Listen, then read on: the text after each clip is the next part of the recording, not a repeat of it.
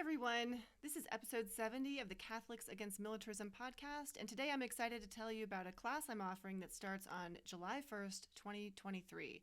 It's called Bread Alone, a contemplative study of the Hunger Games for Christians. It's part spiritual retreat, part book club, part Bible study. Students of all ages will walk away with a better understanding of the perennial problem of violence in human society by learning to see it in the context of church history, teaching, and tradition, and, most importantly, in the eternal light of the gospel. It runs from July 1st to August 9th, and I hope that some of you will join me.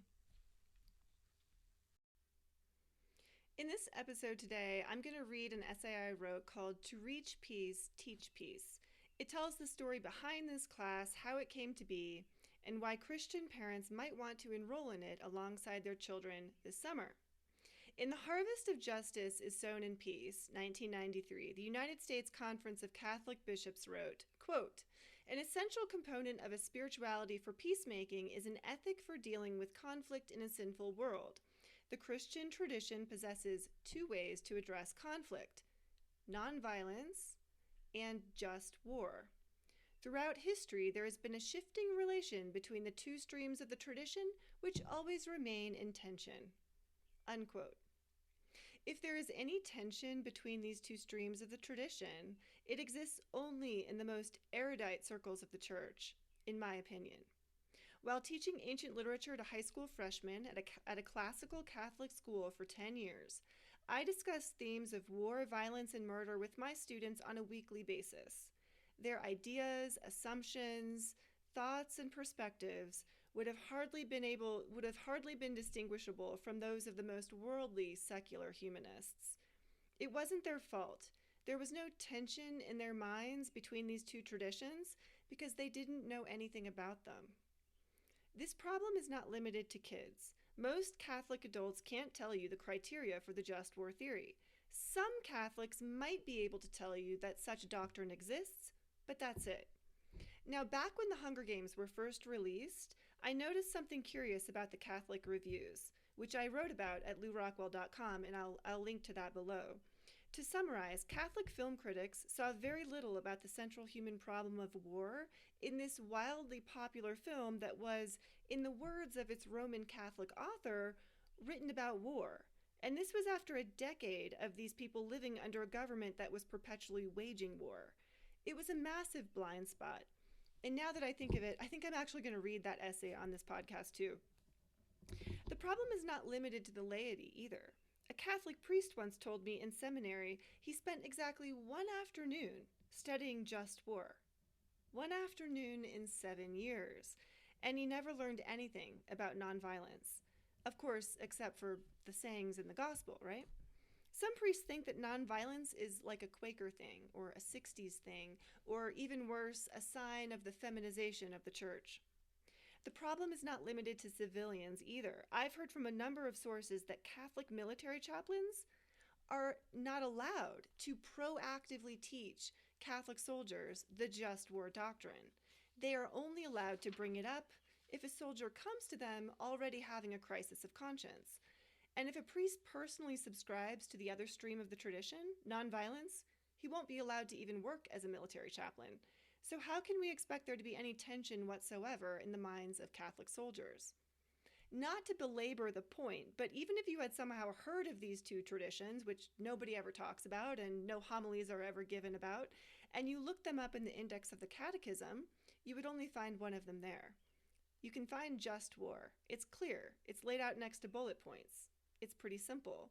But you won't find Christian nonviolence in the Catechism, the other stream of the tradition.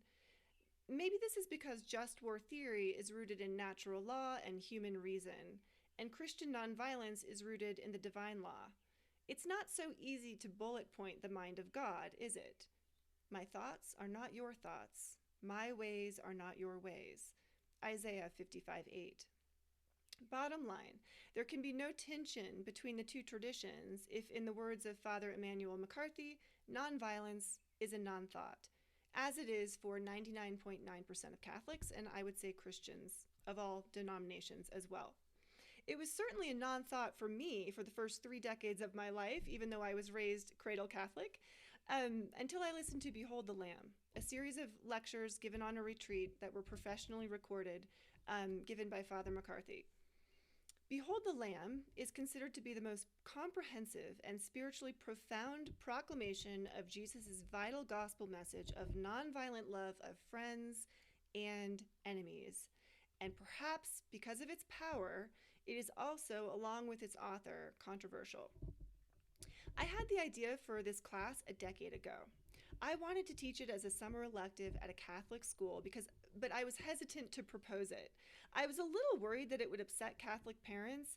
The Hunger Games is pretty dark, pretty violent. But I thought it stood a chance of being approved. After all, it was a classical school, and there wasn't anything in the Hunger Games that the students weren't already being exposed to in Aeschylus and Homer. My second concern, though, was this. I found Behold the Lamb to be riveting. So riveting that I used to listen to it when I was falling asleep at night. I must have listened to it over and over and over. It was like my soul had been thirsting for this kind of thing my whole life, and I didn't even know it. And then when I heard someone started saying it, I couldn't stop listening. But I wasn't sure it was Catholic because I'd been all Catholic all my life and I'd never heard anything like it. The last thing I wanted to do was lead my students or let myself be led astray from solid, sound Catholic teaching. One of my friends, who was an administrator at the school, agreed to listen to the series and weigh in. The verdict? The Hunger Games, a story about children being forced to hunt and kill each other for sport, was approved. Behold the Lamb was banned. Sure, I could teach about nonviolence, sure. Just don't use those lectures. Don't bring those lectures into it. I asked why not. Did they represent some kind of heresy? Were they historically inaccurate? I genuinely wanted to know. My friend knew far more about Catholic theology than I did. After some back and forth, I was told it's not really the lectures themselves that are the problem. It's just who he is. Who is Father McCarthy?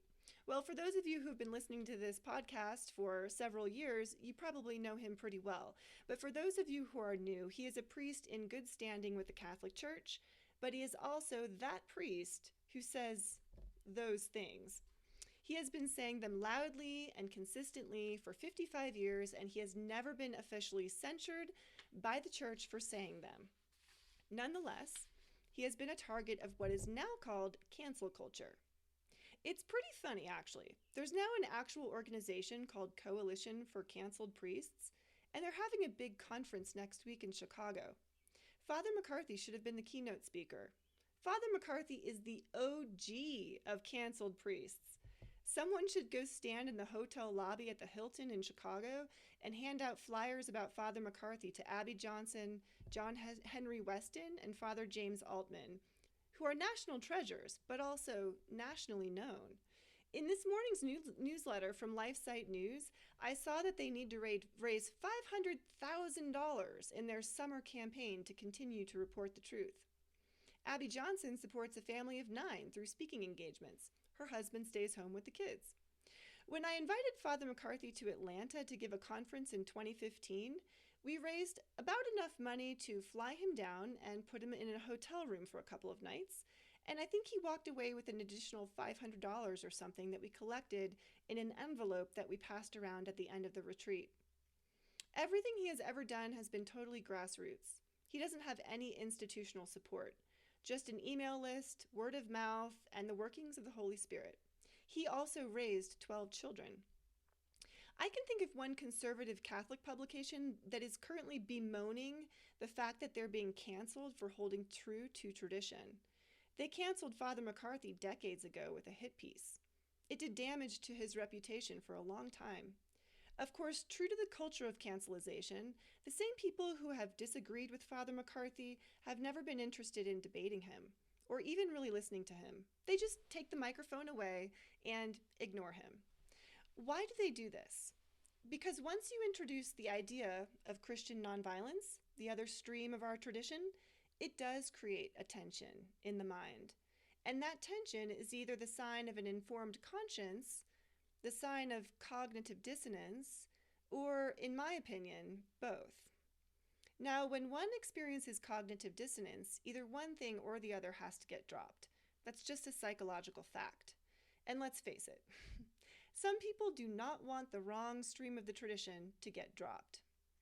For some fascinating oral history on Father McCarthy and his background, check out episode 1 and episode 13 of this podcast. Indeed, cancel culture existed in the church long before Traditionis Custodes. In fact, I'm also offering a local version of this class in my town. I didn't even bother to try to do it at my church. I've been down that road before. Someone on the parish council will Google Father McCarthy, and then they'll get scared, and then too much energy will have to be spent trying to diplomatically obtain permission and bypass the gatekeepers. And someone will smugly tell me that, Ellen, if it wasn't for soldiers, we'd all be speaking German right now, blah, blah, blah. I probably won't even be allowed to advertise in the church email list, which is fine. I've taken a page out of the playbook of Father McCarthy. I'm just walking around town and putting up flyers and seeing who shows up. I figure it might be better to hold it outside the Catholic Church anyway. Maybe I'll get more Christians from other denominations to participate. But I'm also offering this online course. And to wrap up, I did not end up teaching the class to my high school students during that summer 10 years ago. I passed it off to another teacher. I just didn't feel that I had the materials that would help me teach the spirituality of gospel nonviolence. They really didn't exist. And even if they did exist, I was pretty sure they would not be able to teach it with the clarity and power of Behold the Lamb. And I believed that to teach nonviolence poorly could be worse than not teaching it at all. The school made the wrong call, in my opinion, but I'm not trying to paint them in a bad light. The esteem in which I hold my former colleagues, their love for the church and knowledge of scripture and tradition, their seal of approval on the content of the lectures is one of the most important things that gives me confidence now to teach this material today. For that, I thank them.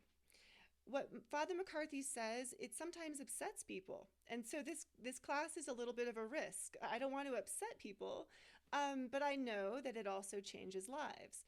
My friend, the priest, who had studied just war for one entire afternoon in seminary, he attended Father McCarthy's conference in Atlanta at my behest. He later told me that he had been so angered by what he was learning that he almost left at lunch and didn't come back.